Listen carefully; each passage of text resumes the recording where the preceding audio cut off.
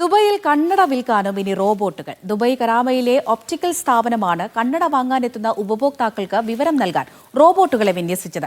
ആവശ്യക്കാർക്ക് ചേർന്ന കണ്ണട നിർദ്ദേശിക്കാനും ഈ റോബോട്ടുകൾക്ക് കഴിയും.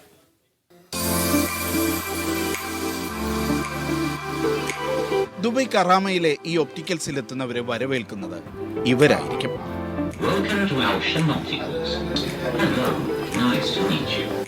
ഫ്രെയിമുകളെക്കുറിച്ചും ലെൻസുകളെക്കുറിച്ചും ഈ റോബോട്ടുകൾ ഉപഭോക്താക്കളോട് സംവദിക്കും. ആദ്യമായാണ് ഒപ്റ്റിക്കൽ മേഖലയിൽ റോബോട്ടുകളെ നിയോഗിക്കുന്നതെന്ന് ഒപ്റ്റിക്കൽസ് MD നിതീഷ് പറയുന്നു. ലോകത്ത് ആദ്യമായിട്ടാണ് ഒപ്റ്റിക്കൽ ഫീൽഡിൽ റോബോട്ടിനെ നമുക്ക് ഇതുപോലെ ഉപയോഗിക്കാൻ പറ്റിയത്. നമ്മളെ ഷോപ്പിലാണ് ആദ്യമായിട്ട് റോബോട്ടിനെ നമ്മൾ സെയിൽസിലോട്ട് ഉപയോഗിക്കുന്നത്. പിന്നെ കസ്റ്റമർ വരുമ്പോൾ നമുക്ക് കസ്റ്റമറെ വെൽക്കം ചെയ്യാനും അതേപോലെ തന്നെ കസ്റ്റമറുടെ ഫേസിനെ അനുസരിച്ചുള്ള ഫ്രെയിം ചൂസ് ചെയ്യാനും ലെൻസിനെ പറ്റിയും എക്സ്പ്ലെയിൻ ചെയ്യാൻ റോബോട്ടിനെ കൊണ്ട് ഇപ്പം പറ്റും. അലി റിസ റോബോട്ടിക്സിൽ നിർമ്മിച്ച് പ്രോഗ്രാം ചെയ്ത റോബോട്ടുകളെയാണ് ഇവിടെ വിന്യസിച്ചിരിക്കുന്നത്.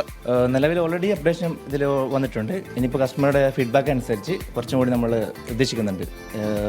എന്താണ് അവരനുസരിച്ച് അവരുടെ താല്പര്യങ്ങൾ അനുസരിച്ച് അതുകൊണ്ട് നമ്മൾ ഉദ്ദേശിക്കുന്നുണ്ട്.